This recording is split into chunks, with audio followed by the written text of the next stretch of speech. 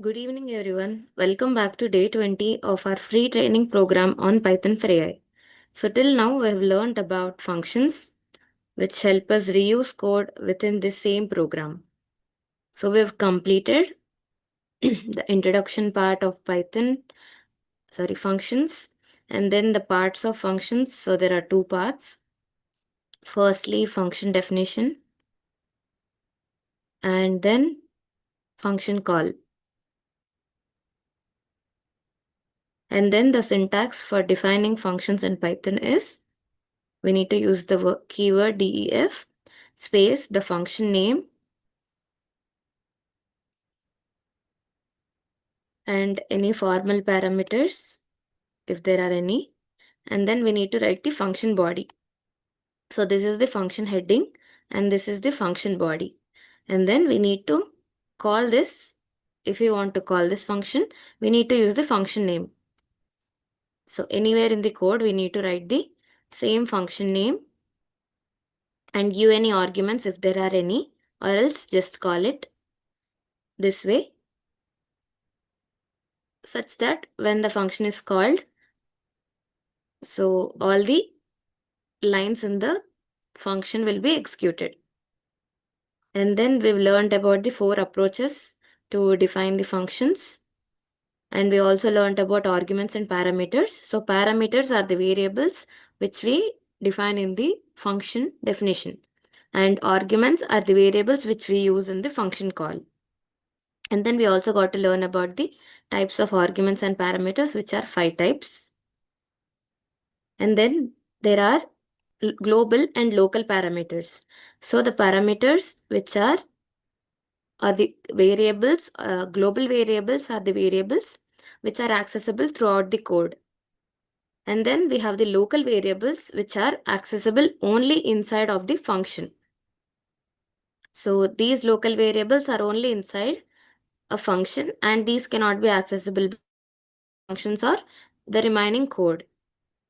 Whereas global variables can be used by other functions also. And then we got to learn about global keyword. So when we want to use the global variable inside of some function, we need to mention global keyword. And then we need to mention the global variable, let's say A. So global A we need to write inside of a function. Then only we can modify the global variable inside of this function.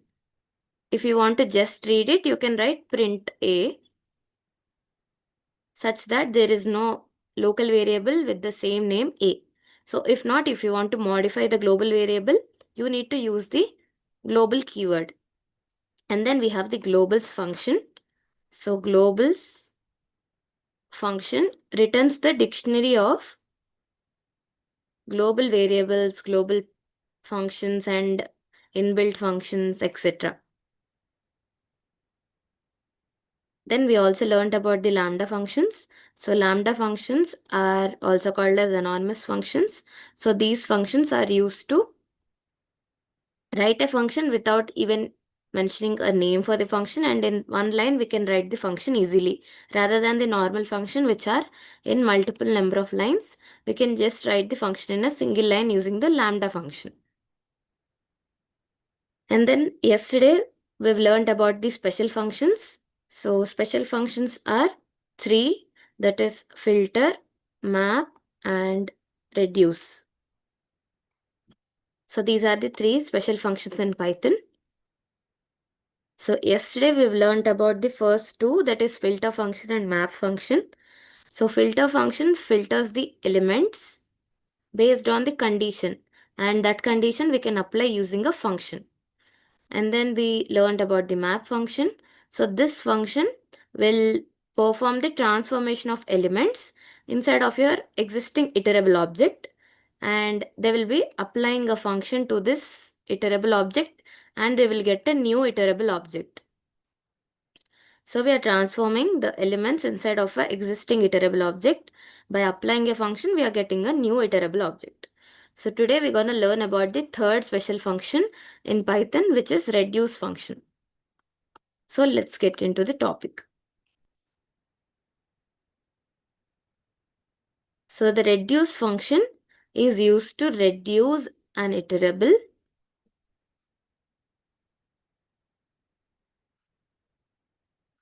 to a single result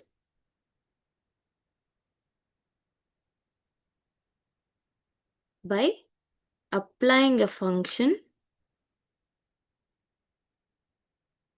repeatedly.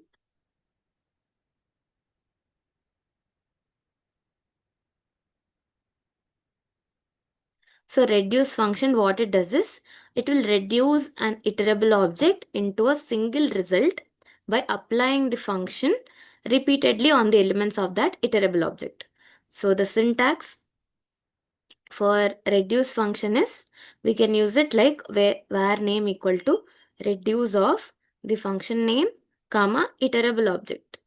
So what reduce function does is, it will combine all the elements in the iterable object into a one final value. So this reduce function is present in the module called as functools. So first you need to import the reduce function from this module, and then only you can use the function. So in this way you can write the syntax of your reduce function, and this reduce function returns a single value. So it returns a single value only. That single value may be int type or boolean type or float type or complex or string as well. So this reduce function will return a single value, which may be a int or bool or float, complex or a string. So how this reduce function works is, first it will take the first two elements in your iterable object and it will apply the function on these two elements and it will get the result. Then what happens is, this result will become the first value. So result will become the first value, and the next value in the iterable object will become the second value.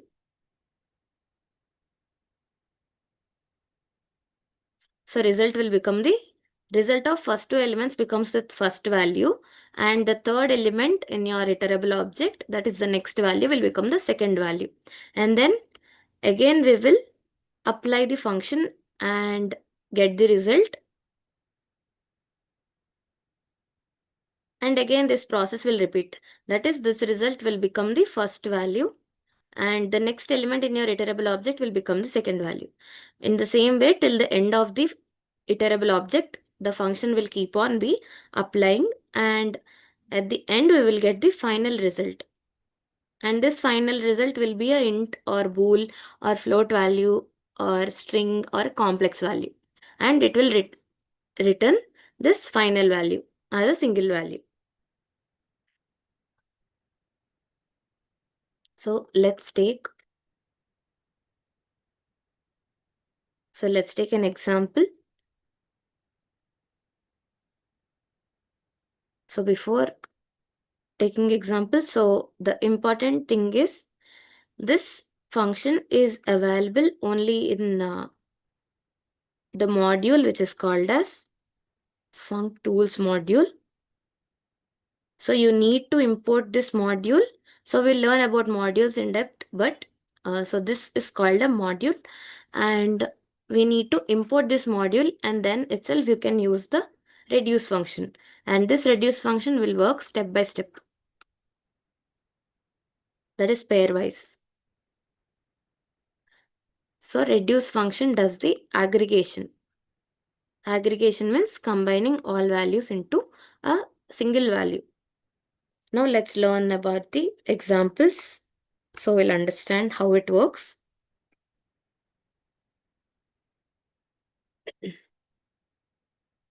So first we have a program which is finding the sum of elements.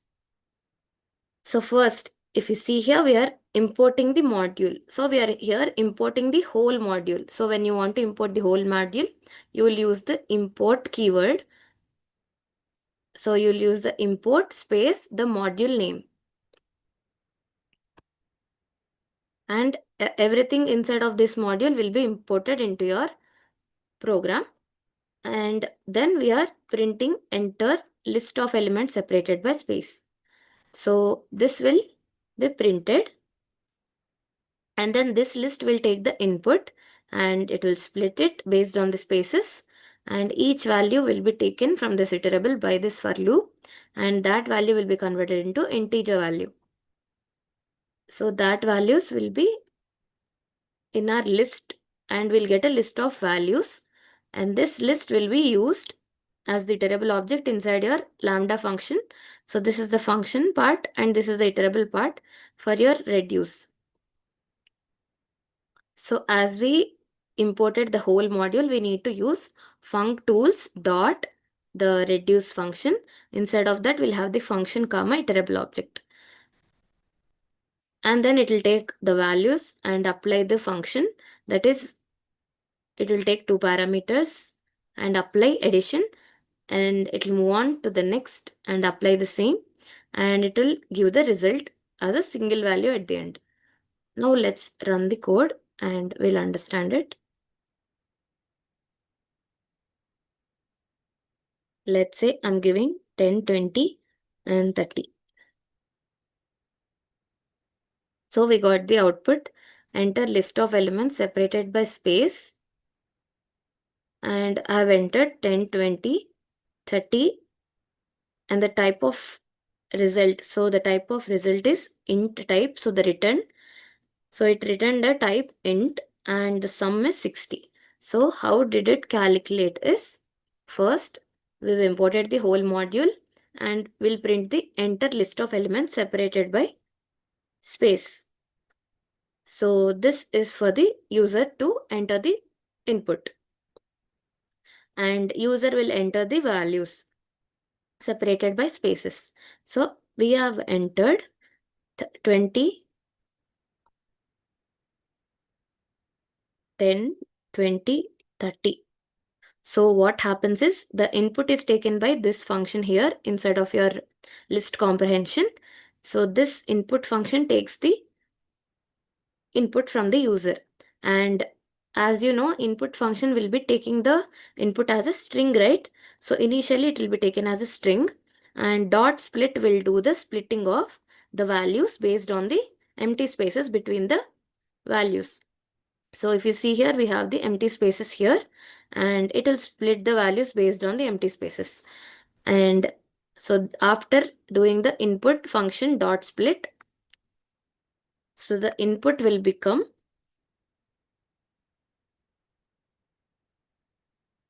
string of 10, comma string of 20, comma string of 30 inside of a list. So this will be giving the result as this. Now your for loop here we have, right? So for val, this is the loop control variable in your list of input, that is this. So it will take for val in 10, which is a string, 20 string and 30 string. So val will first represent 10, and val will be equal to 10 first, which is a string, and that will be converted into an integer using the int of val. So this operation will be applied on this values one by one. So this will be converted into 10, and we will get a list that is 10, and then now val will be pointing to string 20. Now this string 20 will be converted into an integer value 20 using this int of val, and that value will be added into our list, and then val will be representing string 30, and that string 30 will be typecasted into integer using the int of val into the value integer 30. So now we'll have the value 30. So these will be the values inside of the list LST.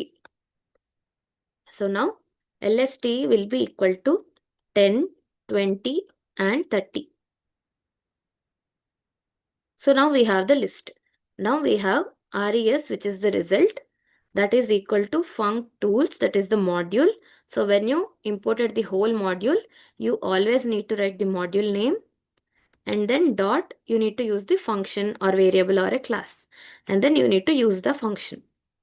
So as I've imported the whole module, I have written functools, that is what I have imported, dot, inside of that I have the reduce function. So dot reduce, and I've written the function. So the first part will be the function which I want to apply, which consists of the condition I want to apply on my list. And then we have the iterable object, which is the list 10, 20, 30. Now we will take the values 10, 20, 30. And now what happens is the lambda function has two parameters. So it will take two values and it will apply x plus y. So first x will be equal to 10 and y will be equal to 20. So the first two values are these, right? So first value x, then second value is y, and we'll apply x plus y. So x plus y is 30, right? So 10 plus 20. So x plus y will be 30. So now what happens is this result from the first two values, that will be saved into the x value. So the result from first two values will be saved into the first value, which is x, and the next value in your list, that is 30, will be saved into the next variable, that is second variable, that is y. So the result, so this 30 is the result of 10 and 20. So 10 plus 20 is 30. And the y variable will consist of the next value available, that is 30. So this 30 is from the next value. So this is how you will get the x and y values for the next iteration. So we got x equal to 30 and y equal to 30, and we'll be performing x plus y. So x plus y will be equal to 30 plus 30, that is 60. So now we have the value 60. So as you know, the list doesn't have any more elements, right? So 10, 20, 30 all are done. So as all the elements are done, so this will be the result which will be returned. So the RES value will be equal to 60 because we are done with the elements in our list LST, and this is the final value. So the type of RES. So this is a string, right? So we have converted all values into string, int, using the int typecasting technique. So this value is also int. And that is why type of RES gave us class int. And the sum will be returning RES value, that is 60. So sum is equal to 60. So this is how you can find the sum of elements in a list or an iterable using the reduce function. Now we will move on to the next code, that is concatenating strings. So if you have a new program, you need to surely import the functools. If you are writing everything in a single program, you can just import it once. So let's think of this as a new program. So I need to first import my module. So I've imported the whole module functools. Now I will print the prompt for user because we are taking the input from the user. So enter list of words separated by space. So first let's run the code and I'll explain the example. So we need to run everything and let me write. So we need to write words separated by spaces. So hello space, world space, Python. So this is my input and I got the output. So first we are importing the module functools. So all the variables, classes and functions from this module is imported into our program. Now I have printed enter list of words separated by space. So user will enter words separated by spaces. And here the input function will be taking the input, that is this. So this input function takes the whole input as a single string, right? So by default input will take a string.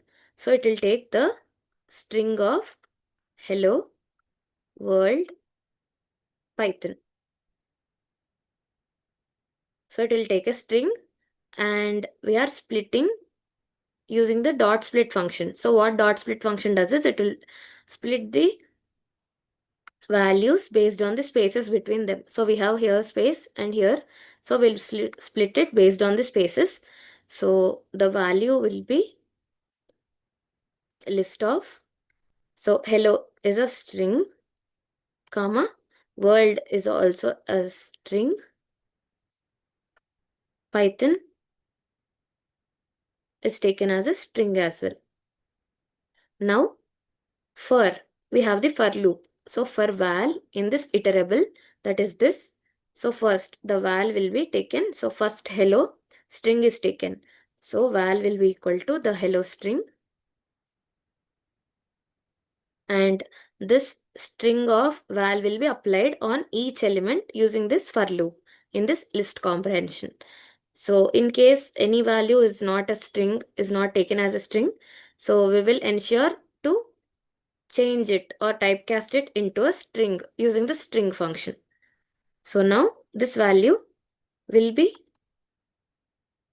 changed into a string. So again we'll be getting the string hello. And then we will be getting string of world and a string which is Python. So we'll get all three values after this. So LST will be equal to a hello string, world string and Python string. So that will be the LST. Now we are applying the reduce function.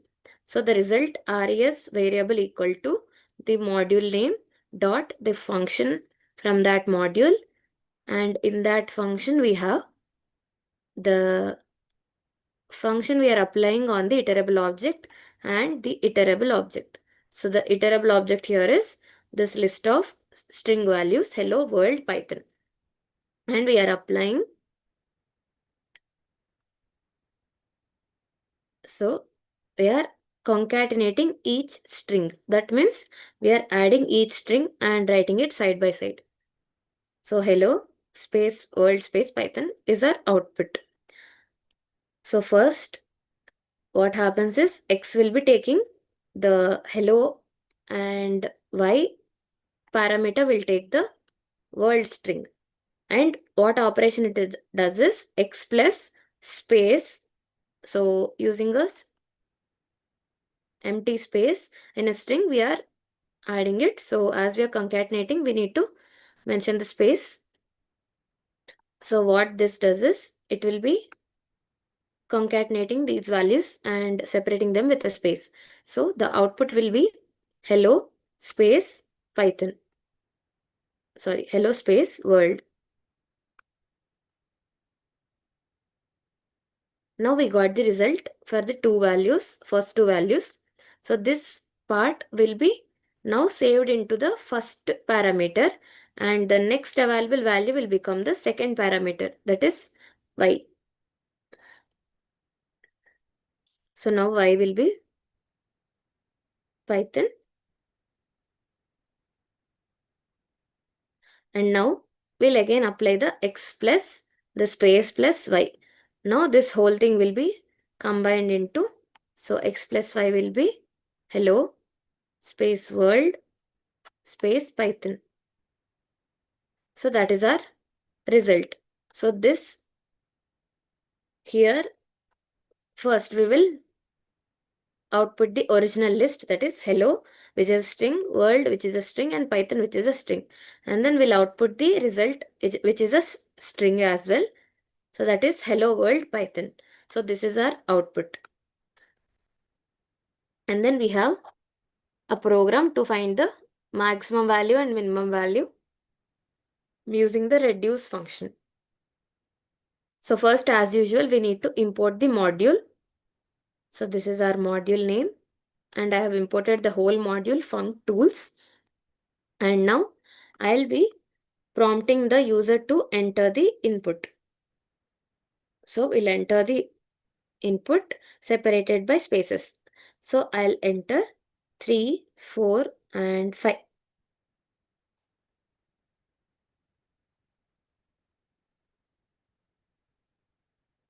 So here first the input is taken by this input function in this list comprehension, which is assigned to LST. So LST equal to, so the list comprehension, basically the syntax is your expression and then the condition or a for loop you can use directly.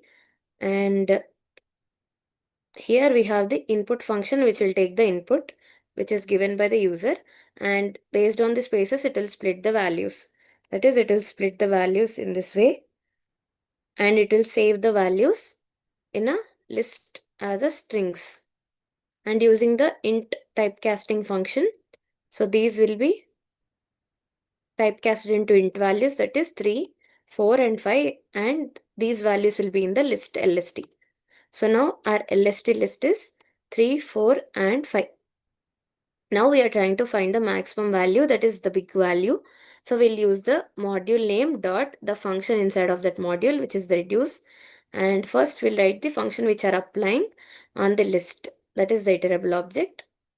So function comma iterable object.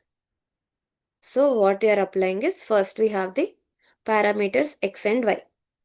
So we'll take the first two values. So step 1 will be taking x as 3 and y as 4. So first two values are taken as x and y, and we'll return x if x greater than y, else we'll return y. So first we need to check x greater than y or not. So that is 3 greater than 4. So is 3 greater than 4? No. So this is false. So if this condition is true, we'll print x. That is, we'll return x. But if this is false, we'll return y. So we will return 4 value. That is the y value. So now in step 2, the y value from first iteration, it returned 4, right? So it returns 4. And the next value in our list is 5. So now, so the y value from the first iteration is 4. That will be taken as the first parameter, that is x, in the second step. So x equal to 4 from the previous step. And now y will take the next value in your list, that is 5. So it takes 5 and it checks for, again it checks the condition x greater than y or not. So x greater than y is 4 greater than 5. So we need to return x in case of x greater than y is true, and if not we need to return y. So we'll check this and we got the condition as false because 4 is less than 5. So the condition is false, so we'll return 5. So the result after checking all the elements in the list LST is 5. So this 5 will be saved into the big variable. So big is equal to 5 now. So it returned a single value, that is a int value 5. Now we will try to find the minimum value or the small value in your list of elements. So first we need to import the module dot, we need to write the function reduce name and what function we are trying to apply, comma the iterable object. So now we have the values 3, 4, 5 and I'm trying to apply. So step 1, first we need to take the first two values and the parameters are x and y. So x will be 3 and y will be 4. And our expression or single line statement here is, we need to return x if x less than y, and we need to return y in case of the opposite. That is, if this condition is true, we need to print x. If this condition is false, we need to print y. So let's check if x less than y or not. So x less than y means 3 less than 4. So as 3 less than 4 is true, we will return 3. So after the first step, we will be returning 3 value. Now let's take the step 2. So step 2 will be, so from the step 1 we got 3, right? So that will be saved into the first parameter or variable, that is x, and the next value in your list, that is 5, will be taken into the second parameter y. Again, it will check the condition x less than y. So x less than y, 3 less than 5. So as this condition is true, so x less than y is true, so we will return y, x only. That is the first value. So after completion of the step 2, we are returning 3. So are there any more elements? No, there are no more elements. So we are done with the checking. So small value now will be equal to 3. So big value equal to 5 and small is equal to 3. And now we are trying to print the max function of the list LST. So LST will be printed in the first curly braces and big will be printed in the second curly braces. And we get max of the list 3, 4, 5 is 5. So using big we'll print that. And now the minimum of the list, same list LST. So LST in the first curly brace and small value in the second curly brace. So now it will print minimum of the list 3, 4, 5 is equal to the small equal to 3, right? So 3 will be printed. So in this way we can find the minimum and maximum function, maximum value of a iterable object. That may be a list, tuple or anything. Now let's deeply understand the input handling or list comprehension.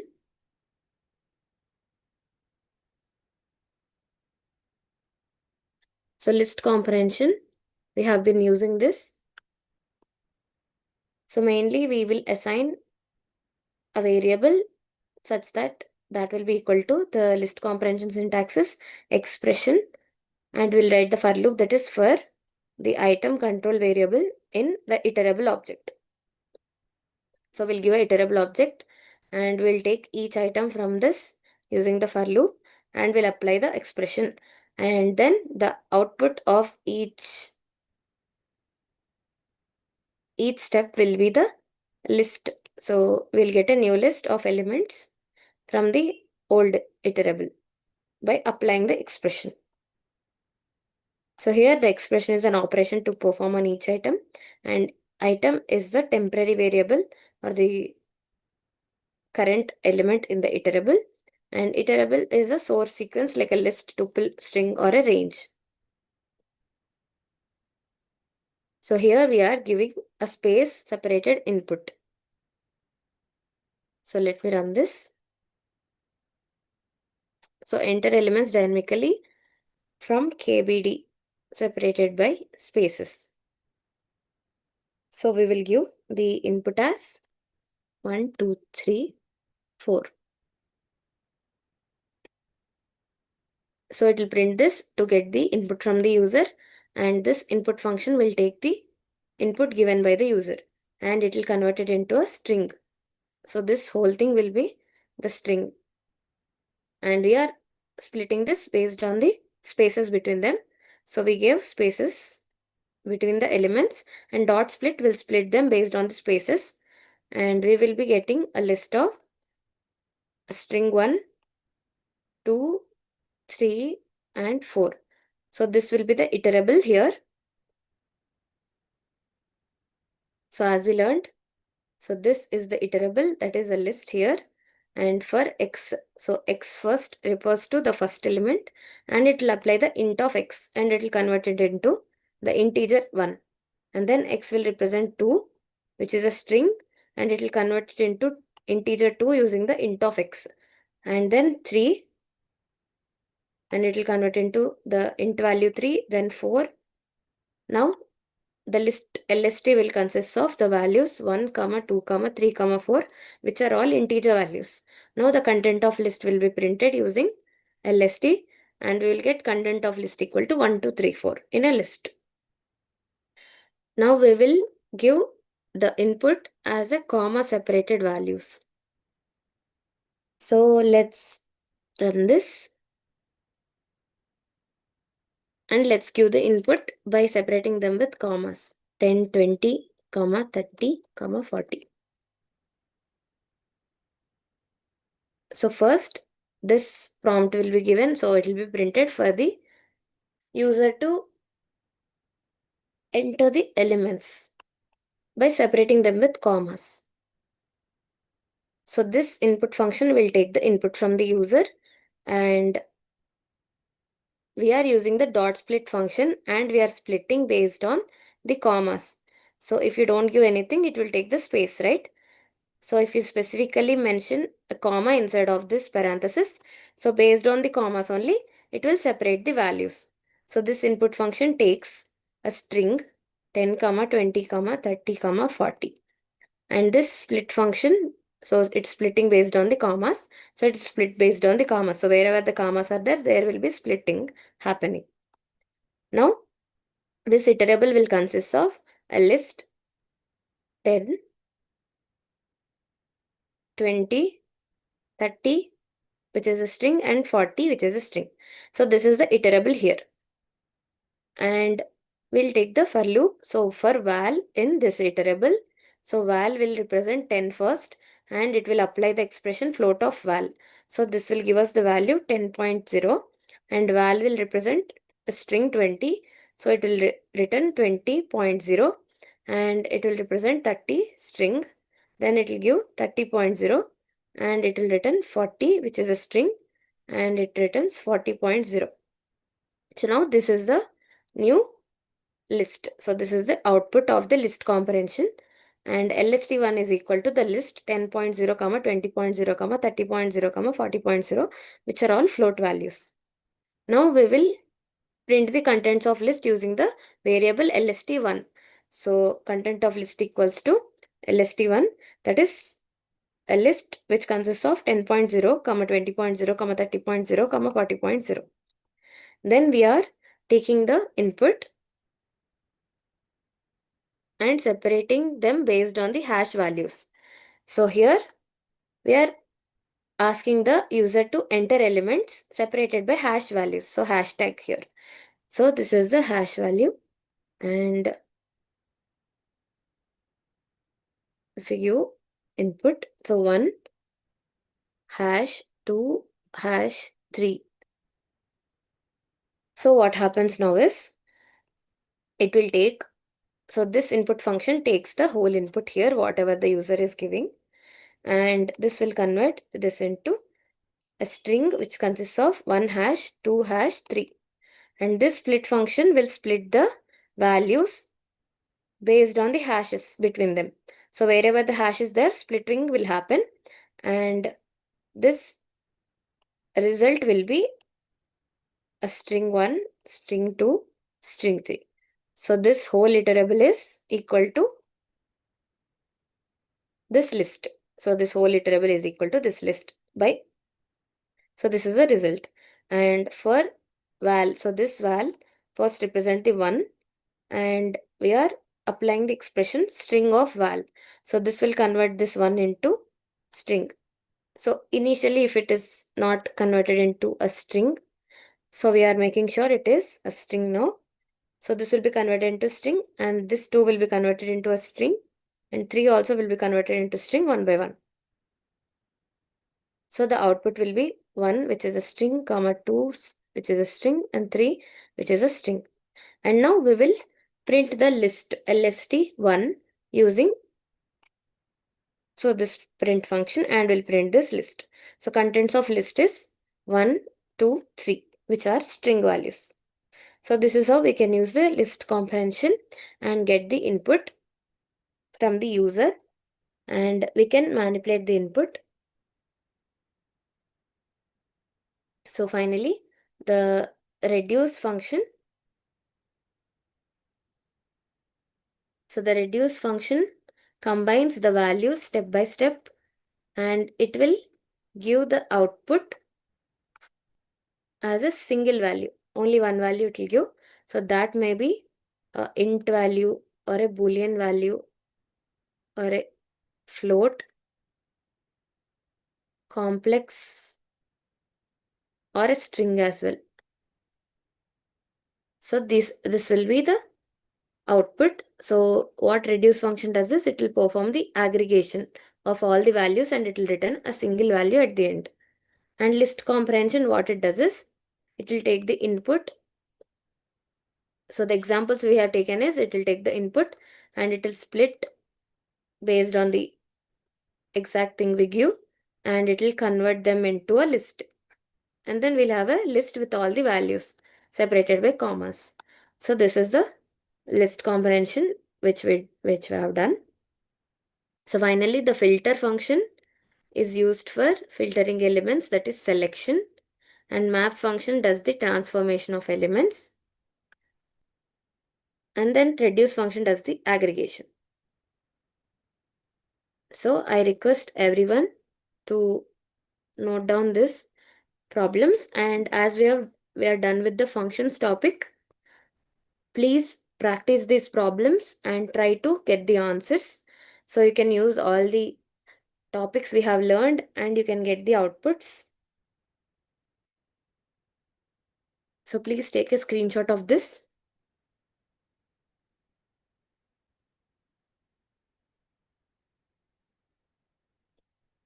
So now, what if we want to reuse the code across different programs? So if we want to reuse the code, you can just write a function in your program. But if you want to reuse the code across different programs, you can use something called as modules. So this is where modules in Python come in.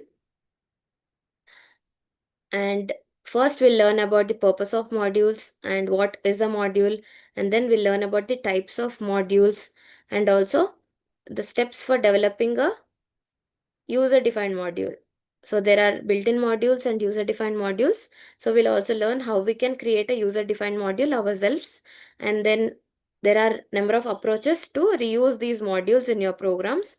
So by using import statement, we have 4 syntaxes, and by using from space input statement, we have 3 syntaxes, and we can also reload the modules. So once we have written a new code and we want to refresh it, we can use the reloading, and then we'll also learn some examples in the modules.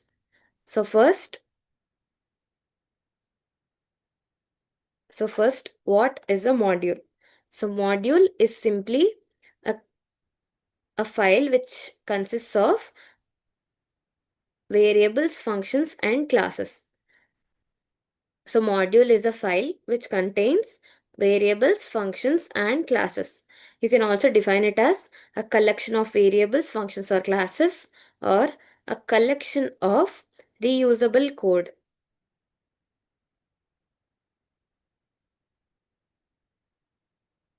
So module is a collection of variable, functions, and classes. So the purpose of module is to reuse the code. So it is used for reusability. So it is used for code reusability. And then for better organization, and also to avoid rewriting the code.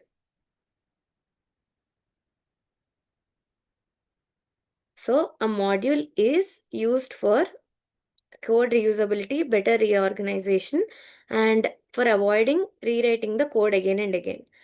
So basically, it's like installing an app directly and we can use it directly. So instead of building it again and again, we can just install an app. So we can build it once and install it, or we can just install the app which are already available as built-in. So now we have two types of modules. So firstly, we have a built-in modules, and then we have the user defined or programmer defined or custom defined modules. So first, the built-in modules are the ones. So these modules are developed by the language developers and they are readily available in the Python API, whose role is to deal with universal requirements. So these modules are already provided by Python.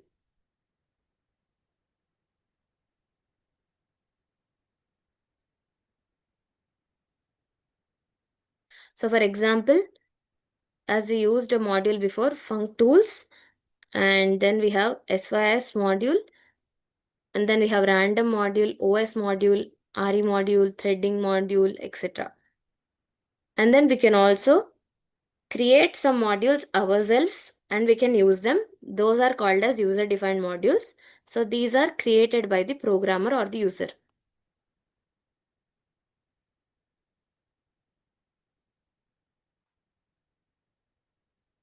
And after creating the module, we'll be saving them as .py files. So built-in modules are just like your pre-installed apps like Chrome, YouTube, or Calendar. So they are readily available. So the language developer only will give us that module. So they are built-in modules. So these user-defined modules are like the apps you create and use them, right? So these are created by the user and they can use it. So let's once recap the introduction of modules. So module is a collection of variables, functions, and classes. So module consists of variables, functions, and classes mainly, and this is used for code reusability, better organization, and to avoid writing the code again and again. So some built-in modules, so built-in modules are the predefined modules. So they are already defined by the language developers and they are already provided by the Python. So we don't need to create them manually. And these are mainly used for common and simpler tasks. So we don't use much complex logic. We use simple logic and used for common tasks. So for example, we have math module, random module, datetime module, SYS and OS modules. So let's understand how we can use these built-in modules. So we have a math module. So this is used for mathematical operations or calculations. So when you want to do calculations, so this module consists of the simpler calculations. So you need to write import space the module name, that is math, such that the whole module will be imported into your program. And in this, I have a function which will find the square root of a number. So what I can do is, as I have imported the whole module, I need to use it as the module name dot the function name, that is square root, and inside of this parenthesis we need to give the value, and this will calculate me the square root of 25. So as we used print function and enclosed everything in the print function, so we'll get the output as 5.0. So that is the square root of 25. Then we have the random module. So this is used to generate random numbers. So we can import using the import space the module name which is random, and we can use it as this way. So random, which is the module name, dot rand int. So we are generating random integer value from 1 comma 10. So this will generate a random value from 1 and 10. So 10 is also included. So 1 to 10, that is 1, 2, 3, 4, 5, 6, 7, 8, 9, 10. So our random value will be generated from this range. So from these elements, a random value will be given as a output. So we are printing it, right? So one time it will give 3, one time it will give 7, one time it gives 10, and one time it will give 2. So it will give random values for random times. And then we have the datetime module. So this is used to work with date and time. So you need to import the datetime module in this way, that is import space datetime, and then you need to use datetime module. First you need to mention the datetime module name, and then inside of this, to find the exact date and time right now, you need to use dot time dot now function. So in this way you can find the exact date and time now. So when I have done it, so this is the date and time. So if you do it right now, so that would be the year 2026 hyphen 3 hyphen 26. So the time is 6:50. So 6:50 and some seconds and some milliseconds. So in this way you will get the date and time. That is the current date and time. And you can also, there are more functions and variables or any classes inside of this module you can use. So this is just some example. Now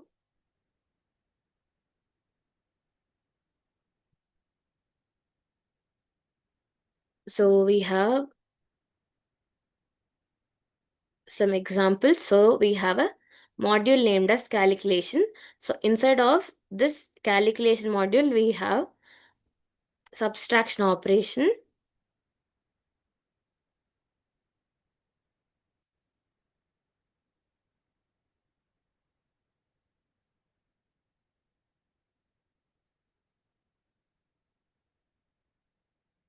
Okay, these are some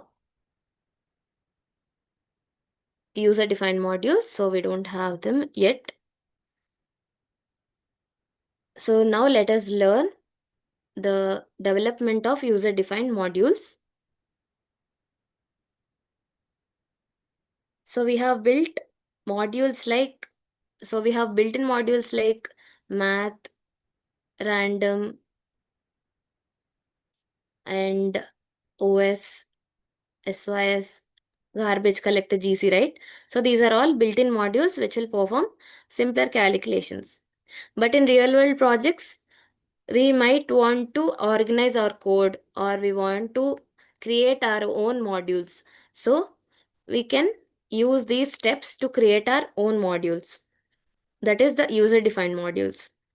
So the first step is to define the functions.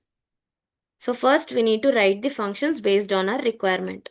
So how we want our functions to be, we can write them like add function. We can write what operation we want to do with that function. And then we can write subtract function or some login function or calculate function, any function. So to fulfill your requirement, you can just define the functions and give them the operations which they need to perform. So after defining the functions, which is the first step, we need to define the variables. So next we need to define the global variables if they are needed. So if they are needed, we need to mention the global variables such that these variables can be used throughout the functions you have. So this is to store common values used across functions. So after defining your global variables or the variable names, we need to define the classes. So this is the optional step. So if we are using any object-oriented programming concepts, we can define our classes. And this is useful in large applications. And after this, we need to save the Python file. So we need to save everything, that is the functions, variable names, classes, everything in a file with file extension .py. So using the .py extension, we need to save the Python file. And for example, my module is my file. So .py. So you need to save this file which consists of all the functions, variables and classes you have defined. And this function, so this file itself will become your module. That is the user defined module. So what happens internally is when you run your module like my module.py, so this file itself will act as a module, right? So when you run or import this module into your program, so Python automatically creates a folder called as _py cache. So Python automatically creates a folder called as _py catch_. And inside of this folder, you will see files like file name .cpython -310.pyc.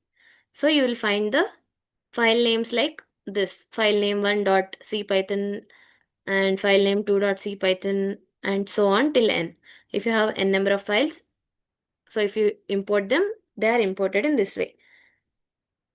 So after this, what happens is, so this .pyc files are compiled Python files.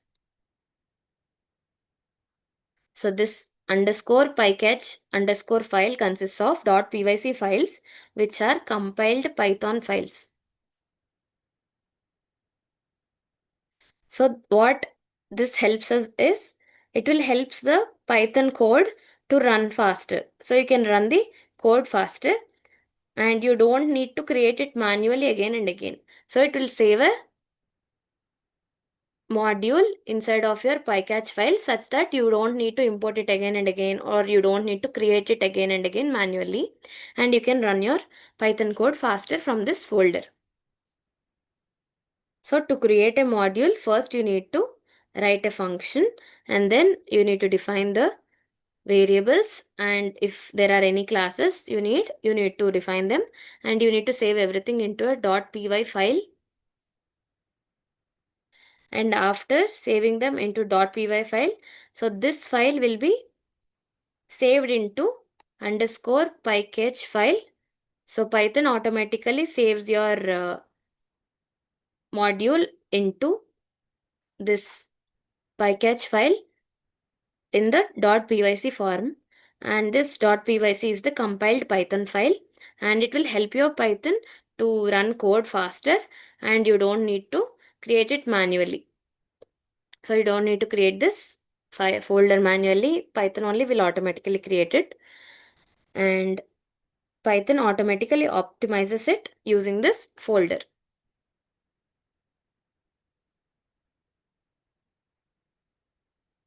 So we can create our own modules, that is the user defined modules, and the steps are, first we need to define your functions, and we need to define the variables or the global variables if there are any, and we need to define any classes if there are there, and then we need to save everything inside of a .py file,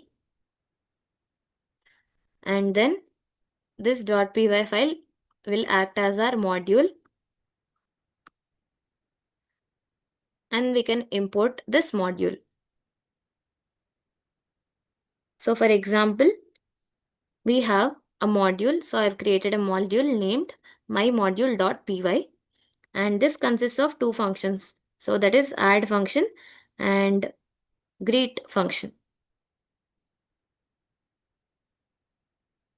So this add function has two parameters, that is a and b, and this function will return a plus b value, and greet function has the parameter named as name, and this will return hello string and concatenate with the name which user gives. So it will give, so when I import my module, let's say import my module,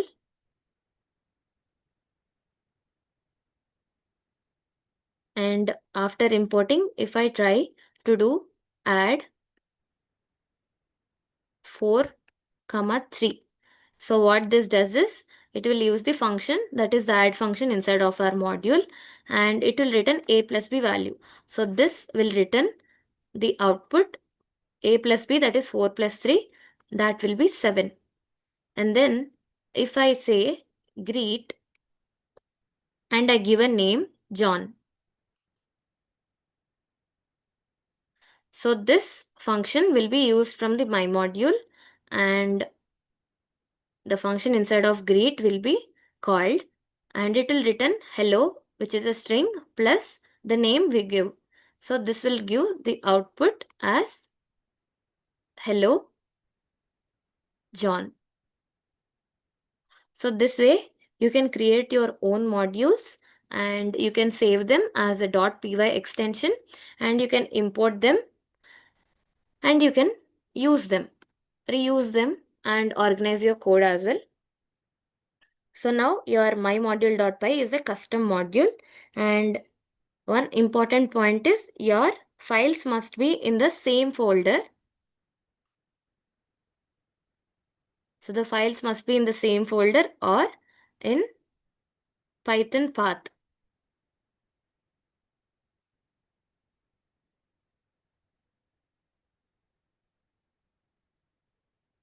So this is how you can create your own module.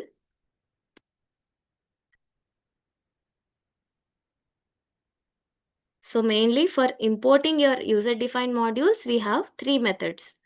So let's take the mymodule.py itself, and method 1 is using the import. So the simple thing which we are doing till now. So we'll use the import space your module name. So you'll write without the .py, you'll just write the name of your file, that is your module. So import my module I've written. So this imports the my module, and the function, that is add function and greet function, will be imported. And now when I've imported the whole module, I need to use it as the module name. So module name dot the function inside of your module. So always we need to write the module name when you have imported the whole module. So module name dot the function add, and in that I have a and b values. So 5 comma 3. So what a and add does, it will return a plus b. So we will get the output as 5 plus 3, which is 8. So our output will be 8 for this. And then I've also used the greet function from the my module. So my module is the module name, and then dot greet. So this is our function.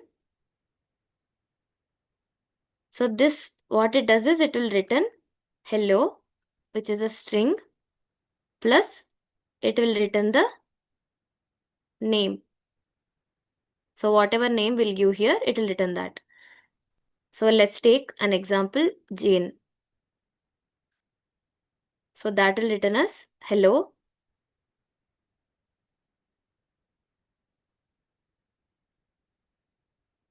So hello string plus the name Jane will be concatenated, and it will give the output as hello Jane.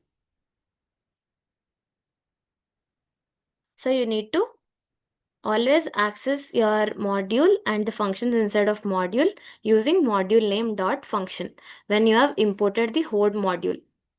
So the second method to import is using alias. So rather than using the big name, you can just give it a nickname kind of.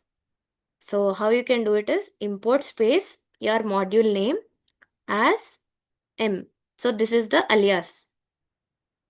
So wherever you want to use the module name, you can just keep M. That is your alias. So this is like the short name for your longer module name. So what this does is it will save your typing and makes your code shorter. So when you want to use your module, rather than writing my module.add, you can just use M, which is the short name or the alias for your module, and you can use that alias. So M dot add function 2 comma 4. So directly this will call the add function inside of your M. So M is my module. So instead of my module, the add function will be called, and this will give the result 2 plus 4, that is 6. And the third method, so this is useful mainly when you have long module names. So if you create some long module name, instead of writing that again and again, you can just give an alias as, and you can give a shorter name, and you can use it again and again. And the third method is using from the module name import the function or class or variable. So when you do this, you can import it as from the module name, and you need to write the import and the function name. So what this does is it will save your space rather than fully loading your whole module. It will just import the add function from your my module. So it will not import the greet function also. You are just from module, you are importing add. So it will only import the add function from your my module. So what this helps us with is it will save us space for the memory, and the all unwanted functions inside your module won't be imported into the current program. So this will import only the add function. And for this, you will not need to use the module name. Like you used it here, my module space your function. You don't need to use the module name in this method. So you can just, what you can do is you can directly use add. So as you have imported the add, you can directly use add of the parameters or the arguments. So these are the arguments, and this will call the add function and give us the output a plus b, that is 10 plus 5 will be 15. So directly it will print 15 value. So here you don't need to use the module name to use this function add. So the important part here is for all these methods to work, either you need to have the module and the main program in the same folder, or the module path must be added to the Python path. So either your module and your main program should be in the same folder, or you need to add it to the Python path. So finally, you can use the import to import your whole module, and you can use alias, that is the import module name as a shorter name, such that you can save the space, and you can save your typing, and you will have a short and cleaner code. So instead of writing the longer module name, you can just use the shorter alias name, that is M here. And then you can just, rather than importing the whole user module, you can just import a specific function, and then this will save your space and it will not load any unnecessary functions from your module, and you can directly use it without writing the module name. So instead of writing the module name dot function, you can directly use function. And you need to remember the main program and module must be in the same folder, or you need to add it to the Python path. So please note this down.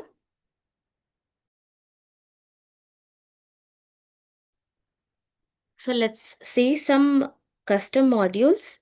So we have created some custom module using the calculation file, and so you can either have the modules in the same folder as the main program, or you can directly put the directory, module directory location, and you can just mention the path for the modules. And I have mentioned the path. Now I can use my custom module, which is calculation. So this is not available. So I have created it. So this is a user defined module, and let's run it. So first we have imported calculation, and this calculation part has a function called as subtraction operation. So what this does is it will subtract. So it will subtract the 10 from the first element, that is 500, and 500 minus 10. So a minus b, it will be subtracting, and it will give me the value 490. You can also import it.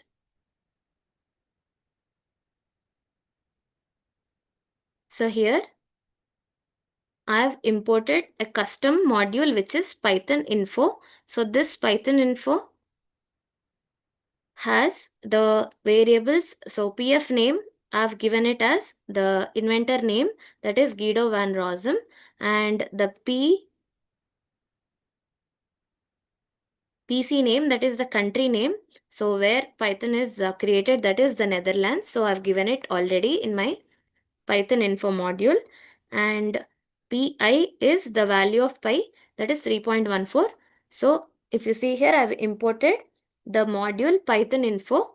So this is my user defined module, and in this, when I've imported the whole module, I need to mention the module name, right? So we need to mention the module name dot your function name or variable name or your class name. So I've mentioned the variable here, and so PF name has the value Guido van Rossum. So father of Python equal to Guido van Rossum is printed, and Python country name equal to Python info dot PC name. So that will give me the Netherlands, and the value of pi I've saved it as 3.14. So Python info, that is the module name, dot pi. So that will give me 3.14 value. Now there are number of approaches you can use to reuse your modules.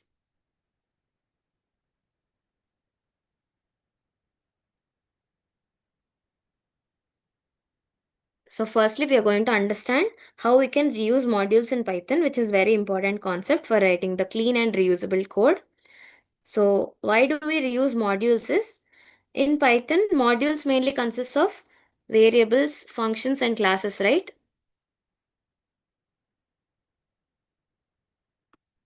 So instead of writing the whole code again and again, we can just reuse the existing modules. So mainly there are two approaches. So firstly, using the import statement. So using the import statement, you can reuse the module, or you can use the from import statement. So there are two methods or two approaches. You can use the import statement, or you can use from import statement. So first let's now understand how we can use the import statement. So using import statement, we have mainly four syntaxes. So here import is your keyword. So you need to use the import to import your module. So the purpose of import statement is to access the variable names, function names and class names in the current Python program with respect to your module. So whatever the variables, functions and classes are there in your module, you want to import everything and access everything in your current Python program. So mainly we have four syntaxes. So this will allow us to access the module content using. So after importing, you need to mention the module name dot the member, that is variable or function or class. So let's understand how we can import them. So first you can just import a single module name like import. So this should be a smaller I. So import space your module name directly. So that can be like import space calculation or import Python info or import space circle. So these are the single modules and I am importing using import space the module name. And then we have the second syntax where you can import multiple module names. So using,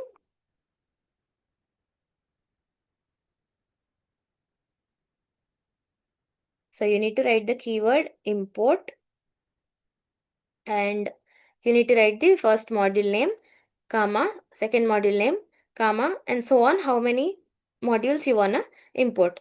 So how you can import the multiple modules is, you can write import space the module 1, comma, module 2, comma, module 3. So in this way you can import number of module names. Then the third syntax is, you can import single module name as alias name. So as we just learned, you can use import the module name,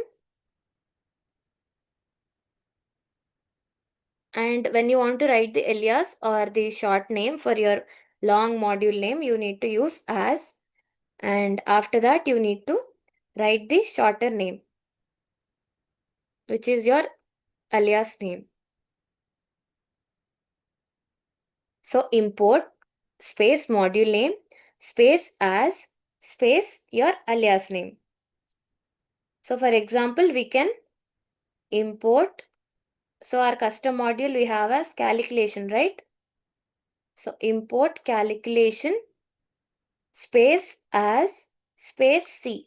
So in the place of calculation, I can use C number of times. Wherever I want to use the module name calculation, I can just mention it as C. And we have importing multiple module names as aliases. So you can just import multiple modules also, and you can mention the alias names for that. So how you can use it is, you need to write import. First, you need to mention your module name, that is calculation. So my module name is calculation. Whatever the name you used, you can use that. And calculation space as space C. So this is my alias. And then I can use comma and I can just continue here for space constraint. I'm writing here. So you can use the second module, let's say module 2. So I need to write module 2 as M2. And I can give a comma again and I can write module 3 as M3. So in this way, I can import multiple modules and name their aliases at once. So this is how you can reuse your modules and import your modules. So important point here is after using the import, we must, so after using the import, that is import your module name, you will be importing that, right? So after importing the module, we must need to access it. So using module name dot variable name or module name dot function name or module name dot class name, we need to surely access this module. Otherwise, if you don't access the module, you will get a name error.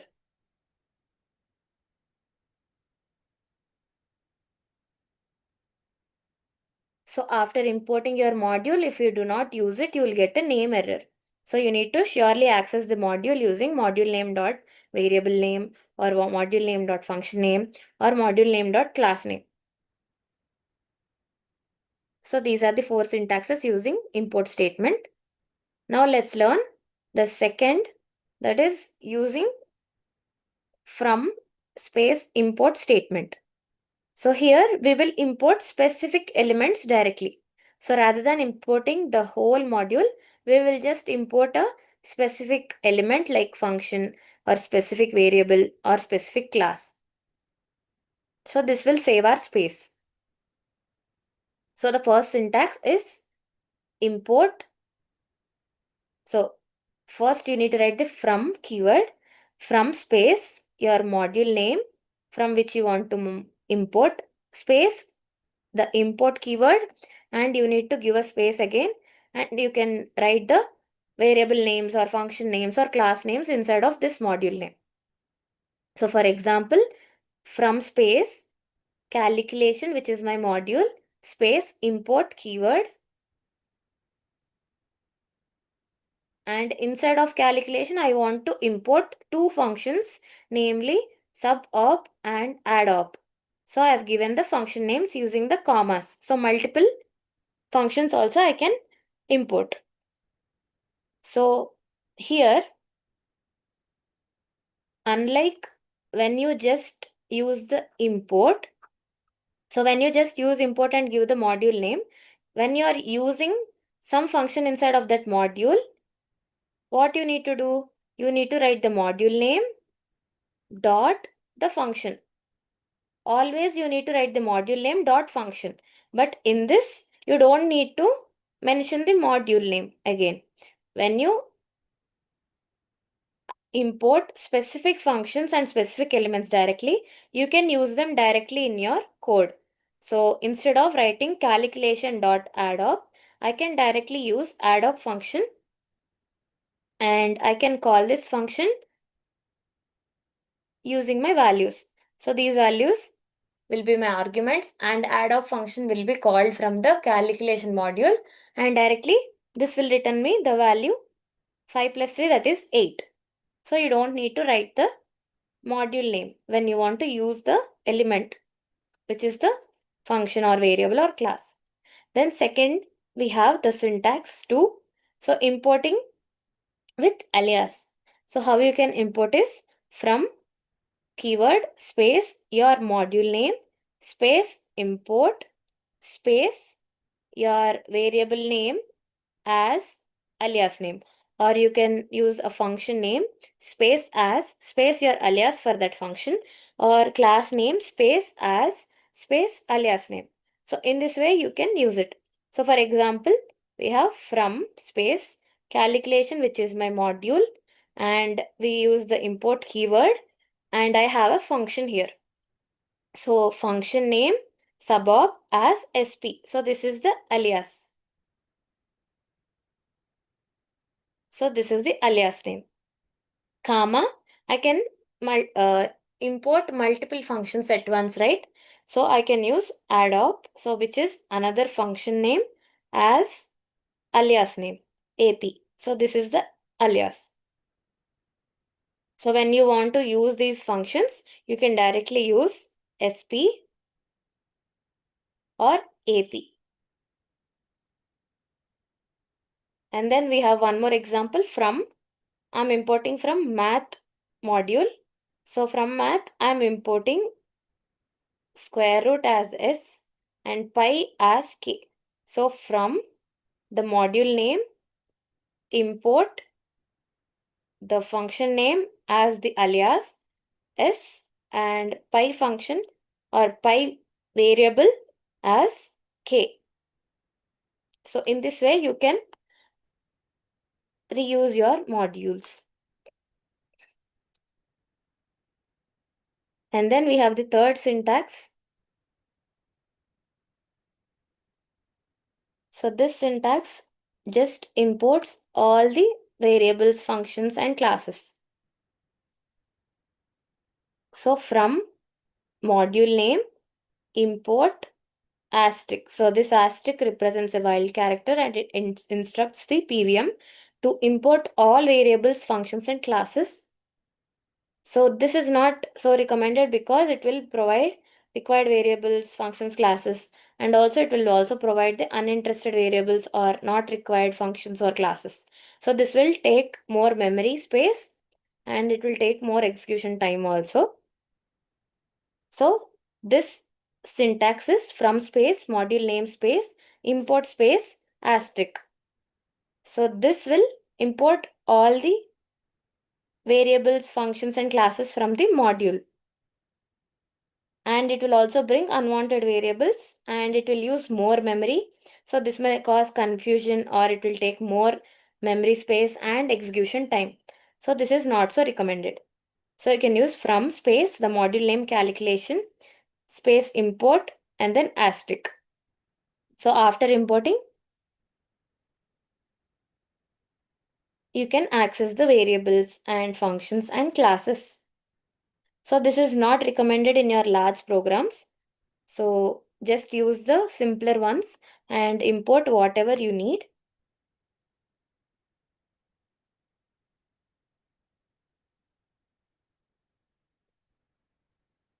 So the key difference between the both syntaxes is the import statement is safer but a slightly longer one, and you need to use the module name always when you want to use the variable or function or class. And when it comes to the from import statement, so here you don't need to use the module name when you want to access the variable or function or class in that module. But this can cause conflicts, and if you import everything like here, this will also import uninterested or unwanted variables, functions, and classes, and it will take more memory and it will take more execution time. But as you will import only the required elements, so the code for this is short and clean. So if you want to import full module, you can use the import statement directly, and you can use the alias to reduce your module's name. You can use the shorter name, and this from import statement will import only the specific items, specific variables, or specific functions and classes. And this asterisk will import all the variables, functions, and classes. So you need to avoid this in your real projects. Only import whatever you need. So why this matters? Because it will help us in the code reusability and also for the modular programming and also for having a cleaner and professional code. So tomorrow we will learn about all these approaches with examples, and then we will also learn about how we can reload some module in your program, and also we will learn about packages and how we can use the packages in your program. So that's it for today, guys. If you have any questions, please put it in the chat box so we will answer them. And if you like our videos, please subscribe to our channel and hit the like button. And if your friend is learning Python or wants to learn Python, you can share our videos to them and it will be helpful for them. So please wait for the feedback form. It will be shared shortly. And if you want to revise the topics and you want to revisit the videos from day 1 to day 19, you can watch them in our playlist Python for AI 2026 in our channel. So you can revise all the concepts whenever you want. So thank you for listening, guys. Please wait for the feedback form. Thank you.